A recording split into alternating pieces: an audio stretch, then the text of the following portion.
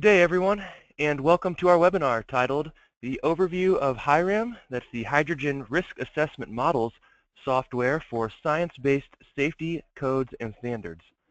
My name is Chris Worth, and I am the organizer for this meeting. We'll begin shortly, but first I have a few housekeeping items to tell you about. Today's webinar is being recorded, and the recording, along with the slides, will be posted to our website in about 10 days. We will send out an email to attendees once those are posted to the site. All attendees will be on mute throughout the webinar, so please submit your questions via the questions box that you should see on your webinar panel. We will cover those questions during the Q&A at the end of the presentation. With that, I would like to introduce our DOE host, Will James, joining us from the Department of Energy headquarters in Washington, D.C. Will is the Program Manager for Hydrogen Safety, Codes, and Standards within the Fuel Cell Technologies Office. It's a pleasure to have you, Will. Good afternoon. Thanks, Chris. And once again, on behalf of the Fuel Cell Technologies Office, I would like to welcome everyone to today's webinar. As part of the Safety Codes and Standards program, we are tasked to enable widespread commercialization of hydrogen and fuel cell technologies through the timely development of codes and standards. Even though DOE is not a regulatory agency with respect to fuel cell technologies, in FCTO we help by providing the technical expertise and capability for the development of codes and standards. Today you will hear about just one tool that was developed within the Safety Codes and Standards program, and as Chris mentioned, it's called HyRAM, which is short for Hydrogen Risk Assessment Models. And our presenter today will be Dr. Katrina Gross from Sandia National Laboratories. Katrina is a Principal Research and Development Engineer in the Risk and Reliability Analysis Department at Sandia National Laboratories. She received her PhD in Reliability Engineering in 2009 from the University of Maryland, and also holds a master's degree in Reliability Engineering and a bachelor's in Nuclear Engineering from the University of Maryland as well. Dr. Gross has spent over a decade building quantitative causal models to support risk-informed decision-making in complex engineered systems. And since coming to Sandia in 2010, she has worked on safety and risk assessments in multiple areas, including nuclear power plants, natural gas, and hydrogen systems. She's currently the principal investigator for the Safety Codes and Standards project, focusing on hydrogen quantitative risk assessment methodologies. She is conceived of and is leading a team of scientists who are working to develop this HyRAM software tool that you'll hear about today. And with that short introduction, I'm going to turn it over to Katrina to give you the overview of HyRAM. Thank you, Will, and good morning or afternoon to everyone.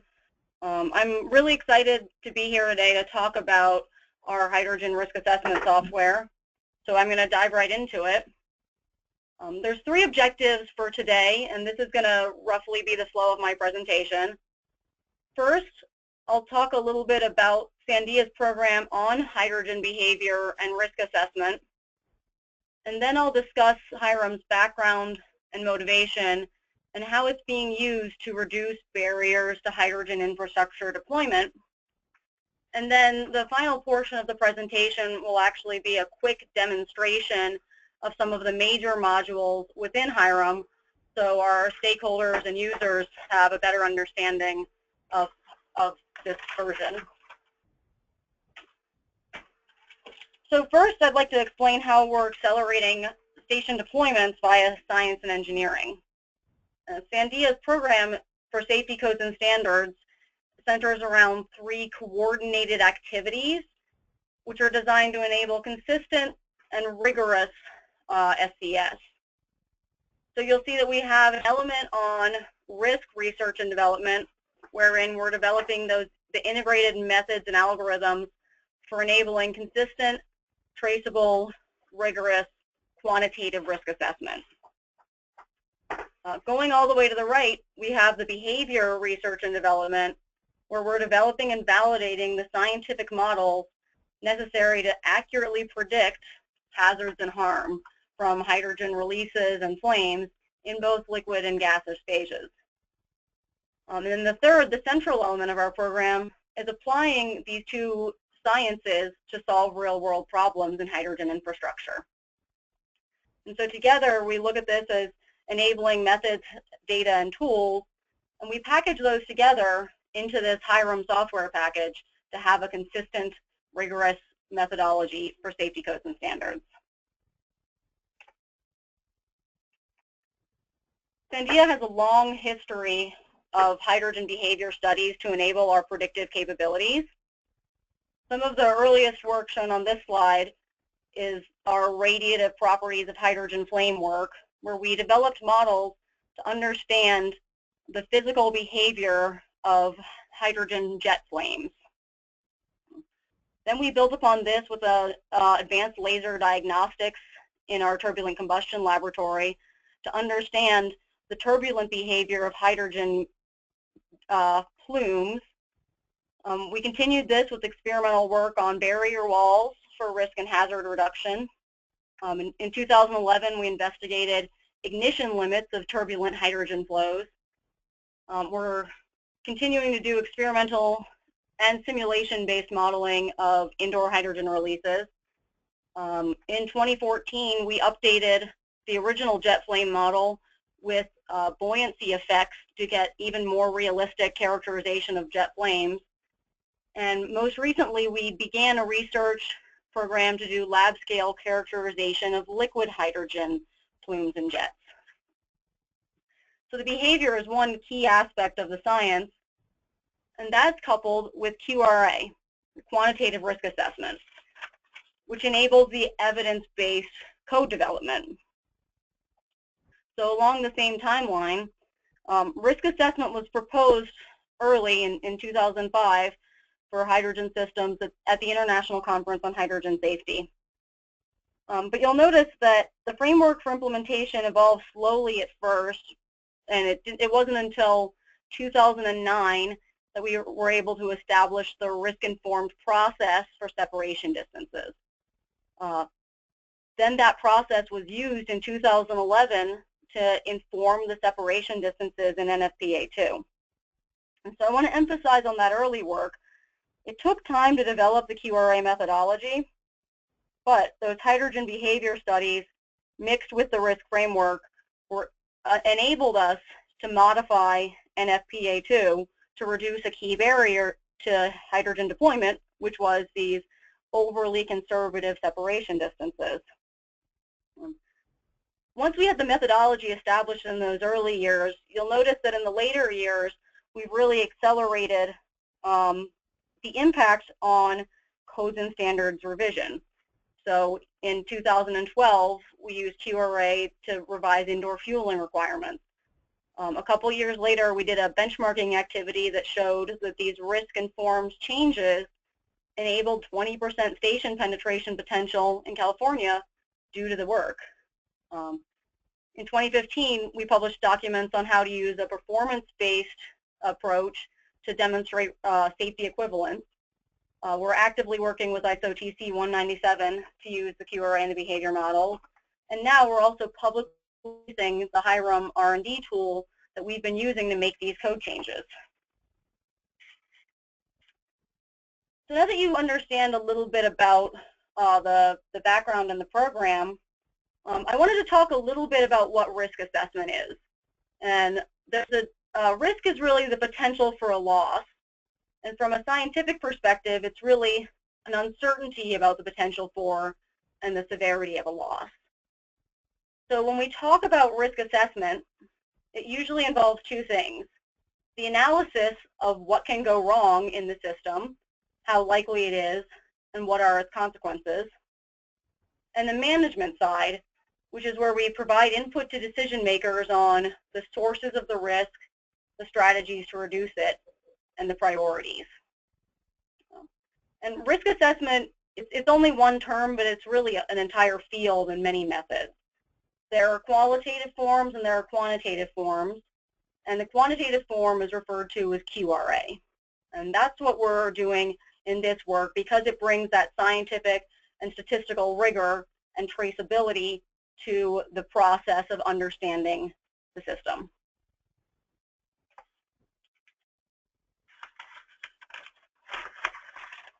So why did we build HyRAM? I mean, really the point of HyRAM is to make this hydrogen safety science accessible through an integrated tool. HyRAM is a first-of-its-kind integration platform for the state-of-the-art safety models and data. And we built it to put the R&D into the hands of the industry safety experts. Because these models involved a lot of science and engineering, and putting that science and engineering into the hands of industry safety experts enables industry to make things safer rigorously. So the core functionalities of HyRAM are a documented quantitative risk assessment methodology. It also includes frequency and probability data for hydrogen component failures, and the fast-running models of hydrogen gas and flame behaviors. And on top of this core functionality, we've got features which include both a GUI and mathematics middleware. So we've got built-in unit conversion, ability distributions. We have a documented approach, models, and algorithms. So we have both the software to run it and the documentation to help people understand what the software is doing and what models are being used. And another big feature is that it's got a flexible and expandable framework. It's being supported by active R&D. So as I mentioned, Sandia just started our research on liquid hydrogen releases. As soon as we have a model resulting from that research, a validated model from the experiments, that will be added to HyRAM. So the HyRAM framework can continue to grow as the science expands.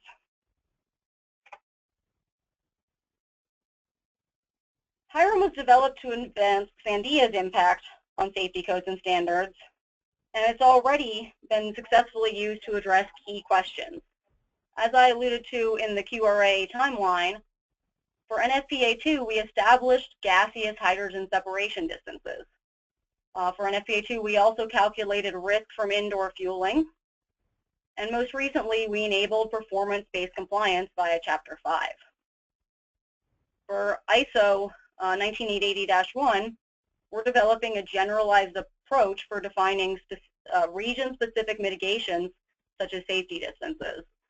And between these two pieces of work, we're really creating a scientific basis and a commonality for making safety decisions. And the science it's international. It crosses all jurisdictions because the science is the science. At Sandia, we also have ongoing activities to develop and revise the safety codes and standards, including for NFPA2, liquid separation distances, as well as revision of some of the gaseous separation distances to reflect updates in scientific understanding. And on ISO, we're developing regional mitigation examples using this approach. HyRAM is also a tool that can be used beyond Sandia. It's really a platform for the hydrogen safety community. As I mentioned, there's the ongoing activities at ISO 19880-1 to develop regional safety distances. And Sandia is doing a part of that, but we're also allowing HyRAM to be used by the international community to develop their regional specific criteria. So this is no longer a Sandia-driven or a Sandia-led use. It's really saying to the international community, now we have a common platform for making these safety discussions happen. And Sandia is a player in that conversation, but now we're letting the rest of the world drive the conversation. We're also keeping an eye on future areas of work which could benefit from these science-based methods. For NFPA and ISO, there's a lot of potential for revisions, including informing standards for enclosures. There's also application and design insight. We can use this as a comparative tool to compare risk from different design options, or to identify which components are driving our risk and which ones aren't. We're actively looking at how you could assess a quantitative mitigation credit. You know, what is the risk importance or quote unquote the value of gas detection? How valuable is it in safety quantitatively? We've seen QRA used in things like evacuation zone analyses. So if an incident happens, how big does the zone need to be to protect people? There's applications with insurability. And then there's another application of something like HyRAM, which is as a teaching tool for hydrogen safety, for hydrogen QRA and hydrogen behavior. Again, it's a free platform. It's downloadable. And the models run very quickly. So this has a lot of application for being able to teach people very quickly how to look at hydrogen behavior and hydrogen safety.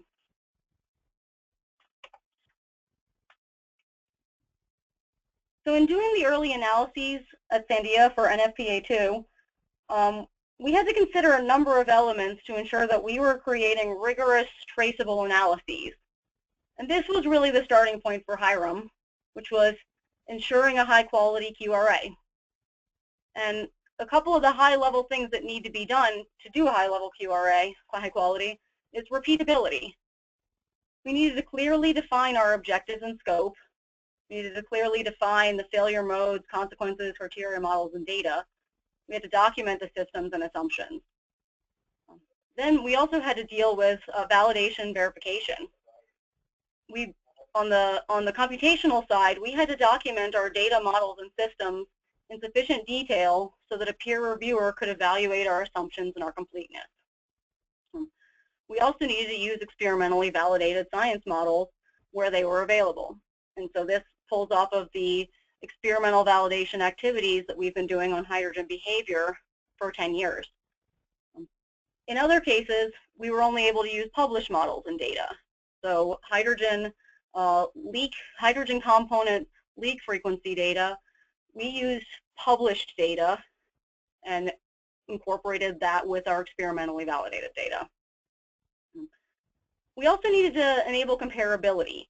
So we needed a flexible modeling tool that was documented and documented our modeling choices, but also something where we could evaluate the effect of using Model A versus Model B. You know, would the science of Model A change the answer? And then the last element of QRA was really completeness. We wanted the ability to update the models as knowledge improved. So we didn't want to say, well, this is the scientific knowledge about jet flames from 2005, and that is all the research we'll ever do. We really wanted to say, hey, once we have a buoyancy correction, we can update these distances, and we can build upon that previous science without discarding previous results. So it's a way to say, be open to the new science, be open to updating the analyzed system. So by making a tool, we can do the analysis to match the system as built and operated versus the system we initially analyzed as designed. So this is what inspired us to put the things together into this rigorous tool. Then the major elements of the HyRAM 1.0 are this QRA methodology. It calculates 3 common risk metrics, the FAR, PLL, and the AIR. It includes scenario models and frequency data for hydrogen systems. It includes release frequency data for hydrogen systems. And it includes human harm models that are industry neutral. On the frequency and probability data side, we've included generic ignition probabilities and generic component leak frequencies that are derived from hydrogen data. And we've done this in a way that users can also input system-specific data into HyRAM without that becoming public knowledge. So HyRAM has generic data. Users can choose to input their own company-specific data. We've got the behavior models for properties of hydrogen. On the unignited release side, we have an orifice flow model, multiple notional nozzles, gas and jet plumes, and models of accumulation of gas in enclosures. For ignited releases, we have jet flames with and without buoyancy and overpressure inside of enclosures. On the mathematics side, we have a unit conversion system, and we're pulling in math.net numerics to enable probability distributions and other important calculation aspects that are behind the scenes but add rigor to the algorithms. And then on the documentation side, we published the report on all of the algorithms that are in HyRAM 1.0. We published a user guide on HyRAM 1.0.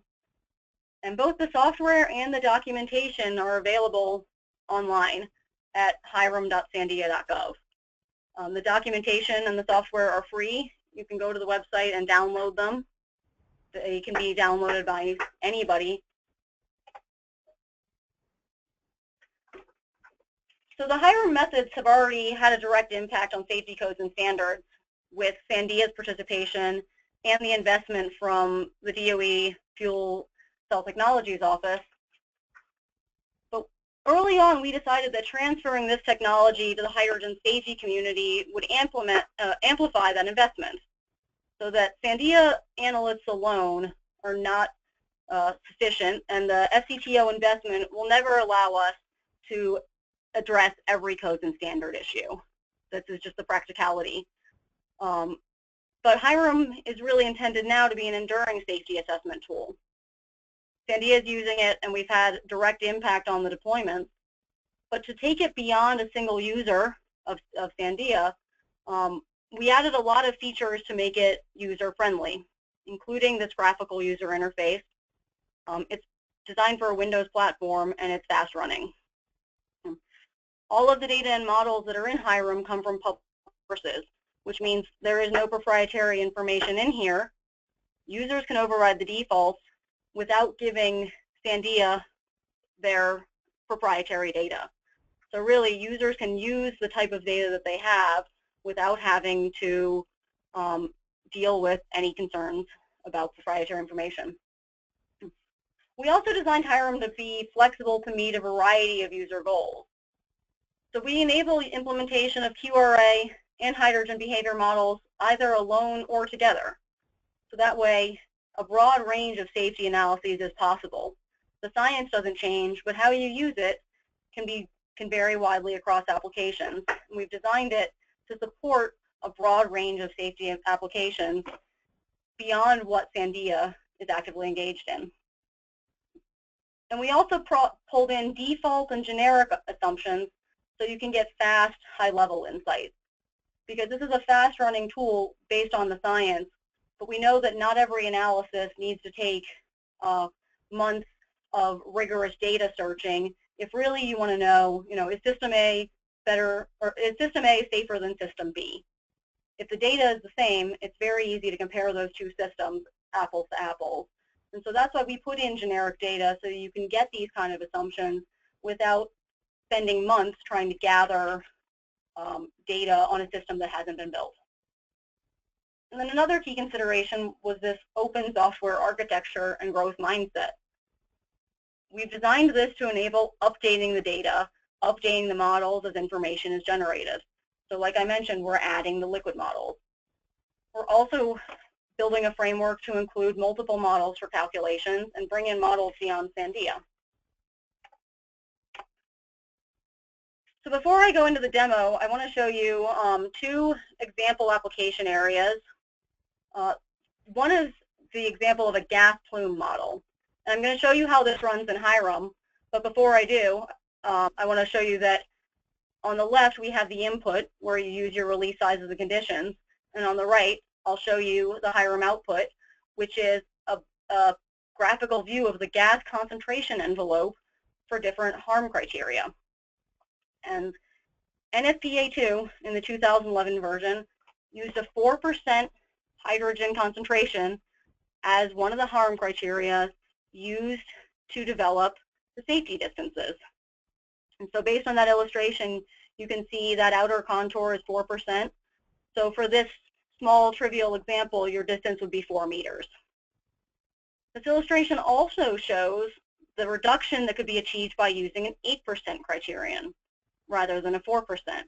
And this is a change that's suggested for NFPA2's next version because it's going to remove a conservatism introduced by selection of the 4% criterion. Some of the recent research out of our behavior lab shows that it's exceedingly difficult to ignite hydrogen jets even at 8%. A second example I'm going to show you in HyRAM is a QRA model that's similar to what was used in NFPA2 for safety distances to the lot line. And NFPA2 used a safety distance criteria called AIR, and the value had to be less than 2e minus 5 for specific conditions. So I'm going to show you in this example how I set those conditions and iterate on the location variable until I get to a lower AIR.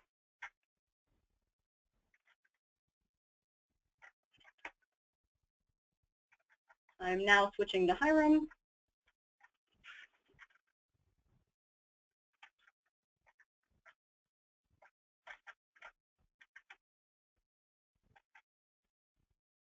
So the first case I mentioned was demonstrating that safety distance case built on a gas plume dispersion model. So you'll see I've gone into HyRAM's physics mode, selected my gas plume model, and here I've set my contours. This is my 4% boundary, my 8% boundary, and my 12% boundary is what I'm going to model.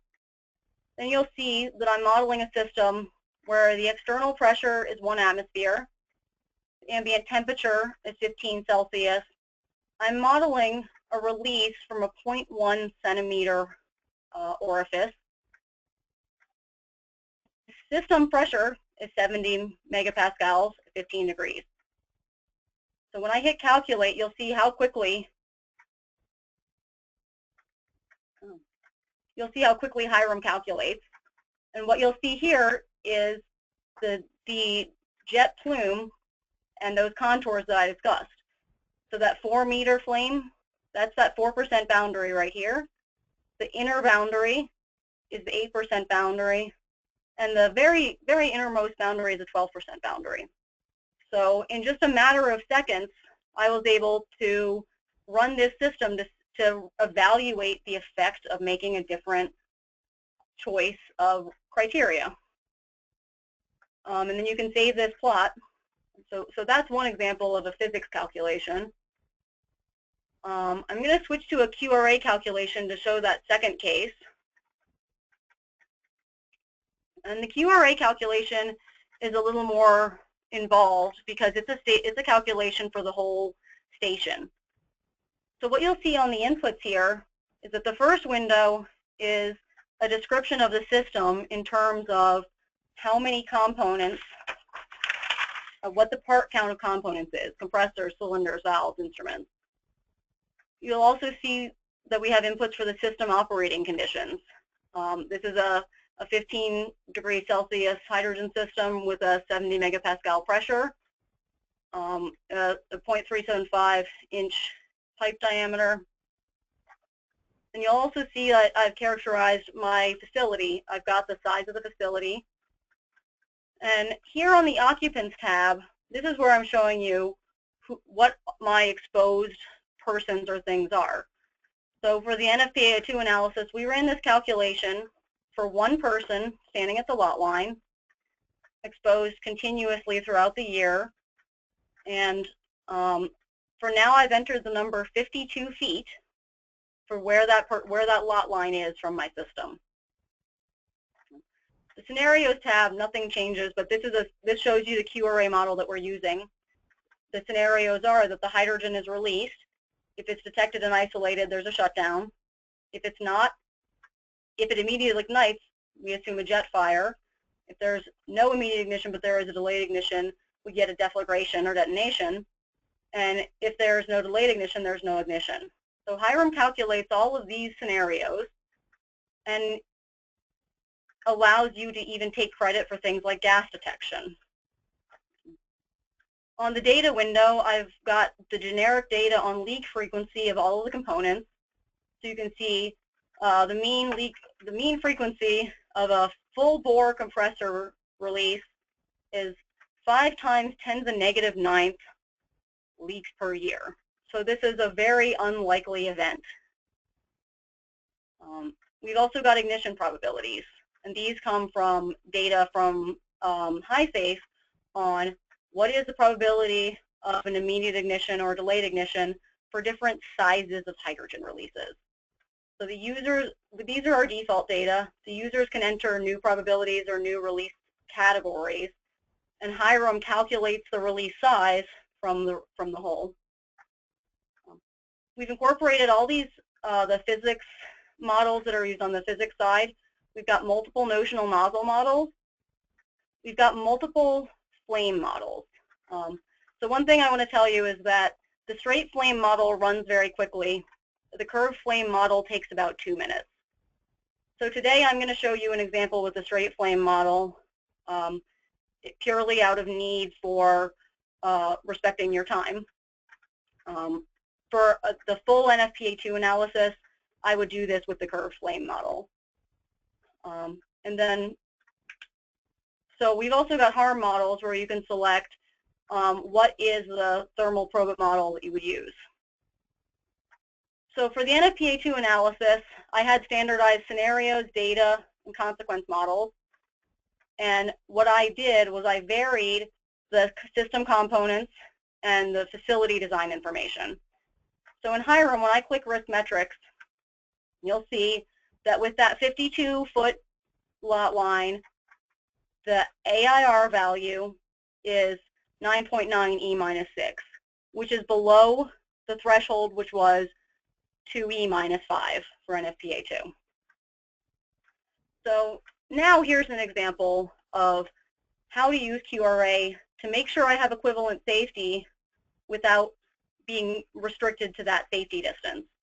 So this is a situation where perhaps 52 feet is just unacceptable for my facility.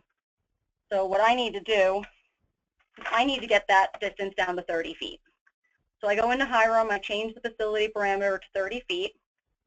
I run my risk metrics. Now you'll see my AIR is at 2.5 E minus 4. Well, that exceeds my criteria of 2 E minus 5. But now I can use HyRAM again to refine my system to get that number down. So what I decided to do as an analyst was to say, I don't have any more space. I need it to be on this smaller lot. So what I'm going to do is I'm going to rework my system. I'm going to make a smaller system. Instead of having 5 dispensers at this station, now I'm going to have 2 dispensers because the lot is so small. But I really need to be 30 meters. So again, I just made that change, and I can go back into my risk metrics. And now you'll see, by making a design change to my system and inputting it into HyRAM, I can say already that my risk has now dropped by an order of magnitude.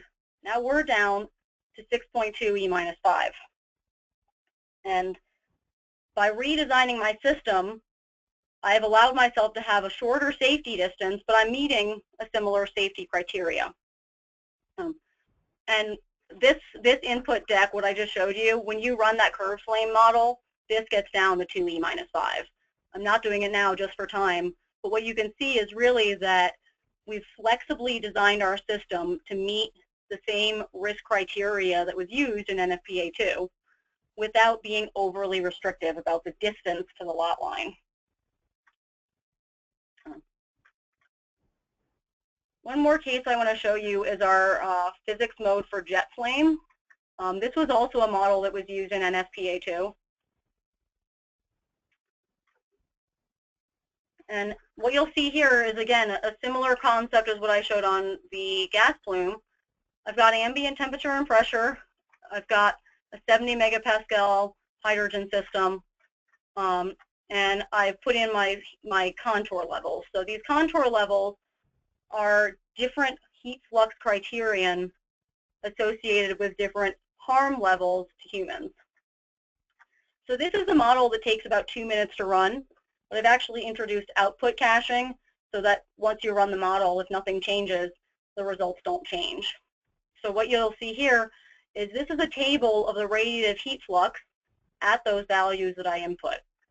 So if I was looking to find a distance that met my no harm criteria, which was about 1.5 kilowatts per meter squared, this table right here, this column, shows me when my distance drops off. So you can export these results to something like Excel so that you can run analyses on them.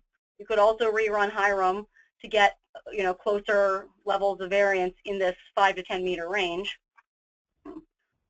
You'll also see here a surface plot, the isometric surfaces of the 3 heat flux values that I input into on my input window. So this innermost bubble, this yellow region, is a 25 kilowatts per meter squared, and that's a region that if this hydrogen flame were occurring, this is a region where you would need to be wearing protective gear. So we can see in 3 dimensions that this is about an 8-meter region around this relatively large flame. So if that flame is occurring, now we can say, if this is an acceptable criteria to the decision maker, that protective gear, fire protection is necessary within 8 meters. The second most bubble I put in of about a 4 kilowatt per meter squared criteria, which is basically a burn threshold. So for a longer exposure. So a 60-second exposure standing in this region is where a human could get burned from this flame. So again, we have a visual plot of where the harm boundary is. And this outermost boundary, that's a no harm criteria of 1.6 kilowatts per meter squared. That is the region at which no matter what, no matter how long someone stands there, no matter what they're doing, but there will be no harm even if this flame is happening. So we've used those specific models to provide a picture of the hazard. This model also has a flame temperature plot where you can see, again, along the center line of the flame, where the heat of the flame is. And this allows us to visualize that flame. We had a couple more features to show, too. We recently added an engineering toolkit, which allows us to calculate things like mass flow rate or tank blowdown. I also want to emphasize we've got built-in unit conversion. So perhaps I have a 70 megapascal system in Europe, but now I'm in the US and I need to design my system in bars. It's not a hard calculation to make, but these are the things that can cause those little tiny human errors that we want to avoid. So I'm putting in just a couple of conditions, and I want to have a similar size orifice. So now I can calculate the mass flow rate out of my tank. And what you can see is that for the conditions that I just put in, it's going to take my tank 48 seconds to completely release its contents. Its mass flow rate is going to peak at 0.025 kilograms per second, and it's going to taper off very quickly. We've also got a hydrogen density calculator, or temperature pressure density conversion, a tank mass converter. We are working on pulling in the cold plume and gas dispersion model, and we also have this new model for overpressure and layering behavior inside of an enclosure.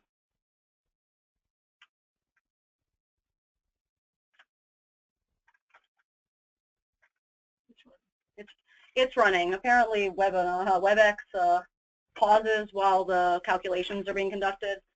The overpressure wrapper takes about 20 seconds to run. I'm running this on a Microsoft Surface, just a standard commercially available laptop. So you'll see here what I have is a plot of the overpressure and layering behavior in an enclosure. So if I had the release that I just designed in the enclosure I designed, if I ignite at 5 seconds, I'm going to see a 100 kilopascal ignition. And interestingly, in this case I just designed, the overpressure is relatively steady. In some cases, what you'll see is more of like a peaking behavior. And in this combined, you'll see that peak early and it tapers off. In a slightly larger enclosure, you would see a peak before 5 seconds and almost an immediate drop off in the overpressure. And so this could help you look at this and say, okay, well, if I can control ignition within the first 5 seconds, that's the amount of time where the gas would be sufficiently lingering to ignite.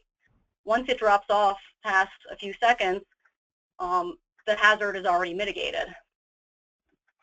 This also has a plot of how much flammable mass is located inside that enclosure at different times. So you'll see that in this release, the blue line is the plume. The plume has a high mass concentration initially, but basically drops off to nothing at 5 seconds. And that's because for the tank design I just input, this tank empties in basically the first 5 seconds. So the mass in the enclosure peaks and it starts to taper off. This is an enclosure without sufficient ventilation. You can also see here on the layer plot the height of the flammable layer from the ceiling and the concentration of hydrogen. So this could give you insight into, if a person is 2 meters tall and we want to keep the hydrogen over their heads, in this enclosure, that wouldn't be sufficient because there is more hydrogen, there is hydrogen above 1.6 meters. This also shows that there is no hydrogen in that enclosure below 1.6 meters because the hydrogen is so buoyant, it goes straight to the ceiling. So what I could do is now, knowing this, go back to my input conditions, change some of my ventilation criteria, and rerun the calculation to see what mitigates the hazard. So that's a really brief look at the main features in HyRAM. But given that we're out of time for the HyRAM demo, I'm going to move on and just wrap up. HyRAM is a research prototype.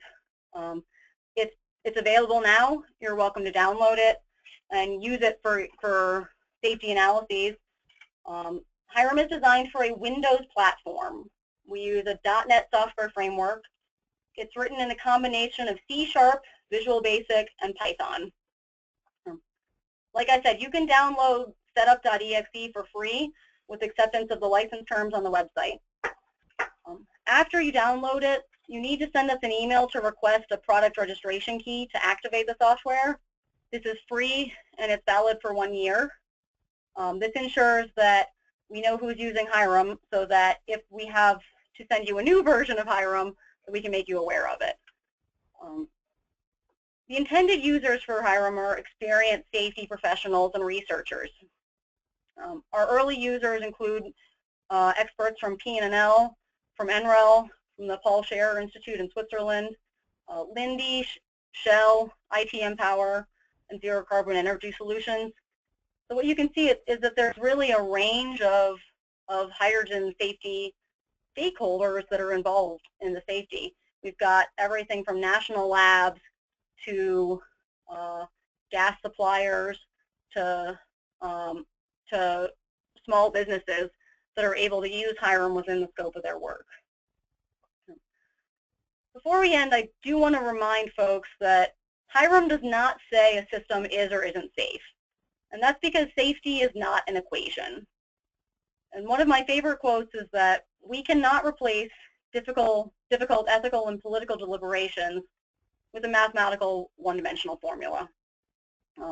At no point are you going to run HyRAM and say, aha, HyRAM now says the system is safe.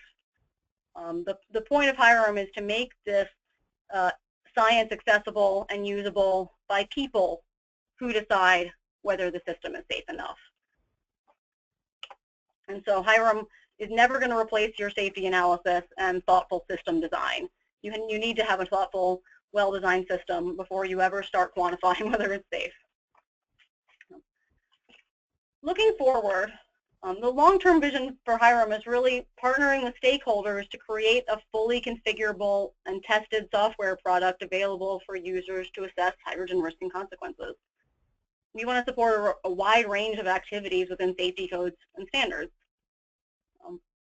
On the Sandia side, we're actively researching and developing new data and models. We're also developing a framework for user-contributed plugins for specific hydrogen models. And we're also working to extend the QRA capabilities. We want to add fault trees so that you can have more system-specific insights. We're also dealing with importance measures and uncertainty. From the external community, we really need them to lead and support the formal software development, validation, testing, and training. We're currently exploring options for an online wiki or a forum for information exchange and community support, because this is really a community tool. So in summary, we've made a lot of progress towards a comprehensive integrated toolkit for hydrogen safety. HyRAM is that platform. It's available now at hyram.sandia.gov. We've made demonstrated impact with HyRAM on both NFPA2 and ISO TR 19880. We've benchmarked the results of HyRAM to show that using these models has increased station siting options by 20%, and our future applications are enabled by you, our users. With that, I would like to say thank you, especially to the U.S. Department of Energy's Safety Codes and Standards Program, the Fuel Cell Technologies Office, and the Office of Energy Efficiency and Renewable Energy, who have made this research possible. And with that, I hand it back to Chris. Thank you very much. Now we'll hand it back over to Will for some Q&A now. Yes, thanks, Chris. And thanks, Katrina, for a great presentation. So now we're going to get into the Q&A portion of the webinar. And don't forget, if you have questions, please submit the questions through the questions box located on the right-hand side of the GoToMeeting screen. So the first question is, how does HyRAM compare with other general hydrocarbon dispersion softwares that are out there? So HyRAM is actually the only software that has hydrogen dispersion models that have been physically validated against hydrogen behaviors. So a lot of the hydrocarbon softwares have models that have been developed and experimentally validated in hydrocarbon conditions that have then been extrapolated to hydrogen.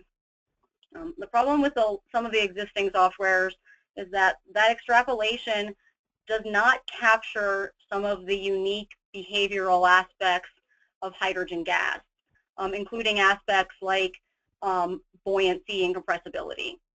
So the softwares that are out there may allow you to model hydrogen, but do not capture important aspects of hydrogen physics. Okay, great. Just for a couple clarifying questions, within the presentation you mentioned HySafe. I don't know if you want to briefly explain the role of HySafe within the international community. HySafe is the International Organization for Hydrogen Safety, and it's a consortium of nations putting forth resources and effort into understanding and sharing internationally the knowledge about hydrogen safety. And HySafe is really a platform for bringing together the safety community across nations so that information can be shared to the benefit of all of us. Great. The next question is actually how HyRAM takes into account, or actually it's a question that is, does HyRAM take into account the different piping flow rate analysis, and how does that compare with the different components within the pipeline? It says it appears to only be allowed to, or it appears that HyRAM only allows an orifice size with different percentages of flow through the orifice. On the QRA side, currently that is correct, that the orifice size is a percentage of the flow area of the largest pipe.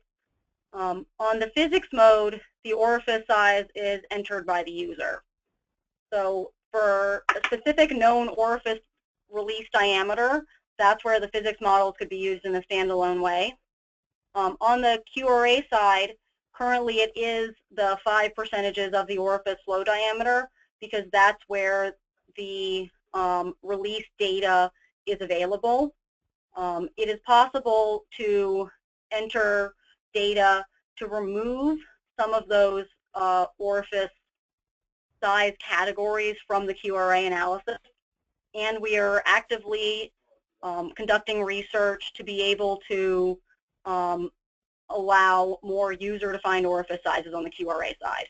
So anticipate that in HyRAM 2.0. Okay. The next few questions are related to actually codes and standards implementation and impact. So the first question is, it seems that a lot of the work for HyRAM is focused in the international standards and specifically the national code. Are there any efforts that Sandia is undertaking to better incorporate the use of HyRAM in the national standards development process? That's a great question. I'm going to pass that to my colleague in the room, Chris LaFleur, who is leading our efforts for safety codes and standards development with HyRAM. Hi, this is Chris. Yeah, on the U.S. national scale, we have used primarily the physics mode to explore in the NFPA 55, NFPA 2 revisions for this coming code cycle to explore some of the changes that may be made in specific risk criteria that were used to develop the separation distances for bulk storage, specifically gas. So I think Katrina mentioned in one of her slides, like they were exploring changing the risk criteria from 4% hydrogen to 8% for flammability. And so we could use HyRAM, specifically the physics mode, to see what that change in separation distance, how that would be impacted. So primarily right now we've used the physics mode in the U.S. national codes and standards. Yeah, so I think that's the question was, so they understood, I think, the national code perspective, but is there anything in terms of kind of the component level standard development process, the actual standards, not the code, where HyRAM could apply? Like listing for specific components? Anything you could add.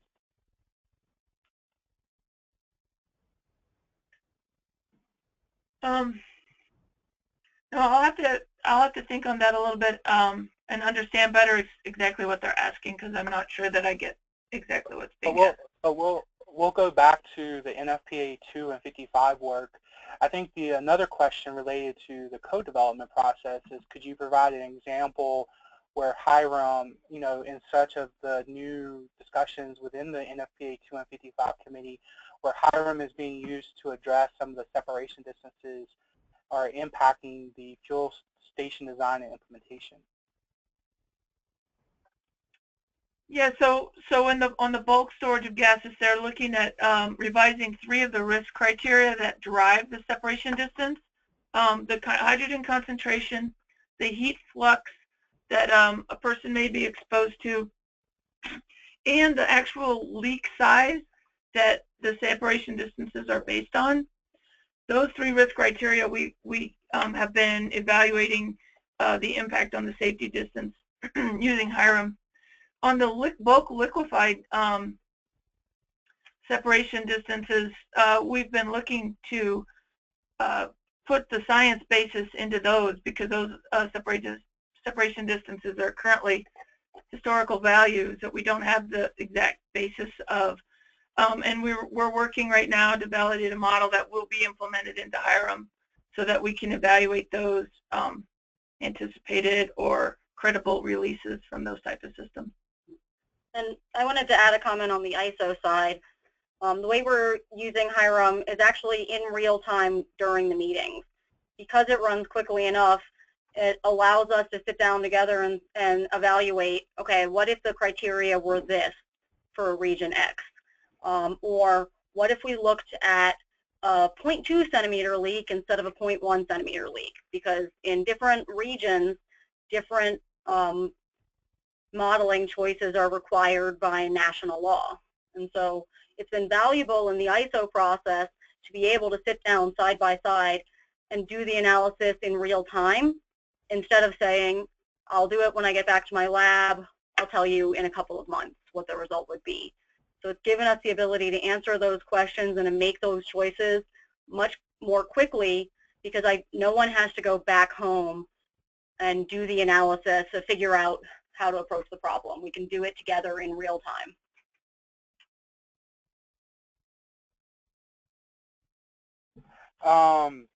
Yes, and so another question is talking about overpressure. Is there any way to simulate overpressure within HyRAM at this time? Yes, in the physics mode, we recently added the model for overpressure inside of an enclosure. The peak overpressure inside of an enclosure, and the overpressure given ignition at a different range of times. That's available only in physics mode. We're working to integrate it into QRA mode, but for now in QRA mode, we also have a CFD or user input box where you could actually run the calculation for overpressure in HyRAM physics mode, or in a computational fluid dynamics software, and manually input those results into the QRA mode. So that's our near-term solution before we redo parts of QRA mode to fully embed the overpressure model into QRA. Okay. And then another question is around need of safety data and how external community, as they develop models, how they could be incorporated into HyRAM. So I guess the question would be is, how are you planning to deal with the models developed by the external community, and what type of safety data do you need to further advance the HyRAM model? Yeah. So we're definitely interested in using externally contributed data and models within HyRAM. And so we have actually a relatively extensive list of types of information and data we need, and data is really a quite blanket term. Right now, we're working largely through the IEA, the International Energy Agency Hydrogen Implementing Agreement Task 37, which is an international research exchange on hydrogen safety information. We're also working with our partner labs and our partner industry stakeholders to try to use their information. So part of what we're doing is on the computational side, the software side, which is accommodating plugins so that users can contribute models via plugin. For some of the things we need data on releases. What is the frequency of a release from a certain type of component? We need data on releases from liquid systems, and this type of information is most easily integratable if it's published. So because HyRAM is designed to incorporate public information. So I would encourage interested parties to get involved with one of the international organizations, with HySafe or IEA Task 37, or to contact me directly. If they have data that is public and open and able to be used in HyRAM, I would like to know and like to be able to understand how it fits in. And I would also say that interested contributors can look at the HyRAM algorithm report and the HyRAM user manual, both of which are published on HyRAM's website, because then they can see what's in there now and identify where their data fits in. And with that knowledge, it will make it much quicker for us to incorporate the data because it fits into a specific aspect of the system. Okay, just two more quick questions for you. The second one, or the first one is, have you looked, even though HyRAM was developed to kind of focus on infrastructure deployment, have you looked at other applications, or could HyRAM be used for other applications, such as hydrogen cooling for power plant generators? We've looked at a number of applications beyond infrastructure, but largely in terms of teaching or insurability. I'm not aware enough of these of the hydrogen cooling needs to really understand what the needs and challenges of that application are. But I would encourage the person who asked that question to maybe clarify what that application area might need, because I'm open to. HyRAM is certainly available to be used, but without knowledge of that application area, I can't promise that it's going to be valuable or invaluable for that problem area.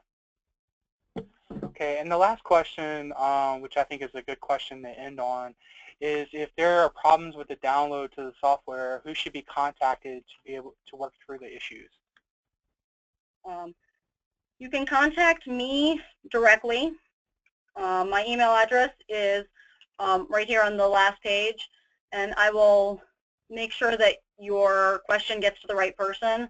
There's several teams involved, including the website team and the software team, and if you can just provide a little bit of a discussion or an example of where you had a problem, we're very responsive and we'll get back to you very quickly. with a solution. Well, great. So with that, we're going to conclude the questions and answers section of the webinar, and I'm going to turn it back over to Chris. But once again, I want to thank everyone for joining us on today's webinar. So back to you, Chris. Thanks, Will, and I'll tag on that. Katrina, great job on the presentation today. It was very informative. I think everyone really enjoyed it. Will, thank you as always for hosting this as well. So yeah, that concludes our webinar today. If we didn't get to your questions, please feel free to email the presenter directly, and they will try and respond in a timely manner. I'd like to thank everyone in attendance here for joining in, and remind you that the webinar and slides will be available online at the Fuel Cell Webinars website that's shown at the first link there on the bottom. That'll be there in about 10 days. Also, I encourage everyone to sign up for our monthly newsletter, which includes information and registration for upcoming webinars. You can sign up for that on the second website shown at the bottom there. And that's it. Have a great week, everyone. Bye-bye.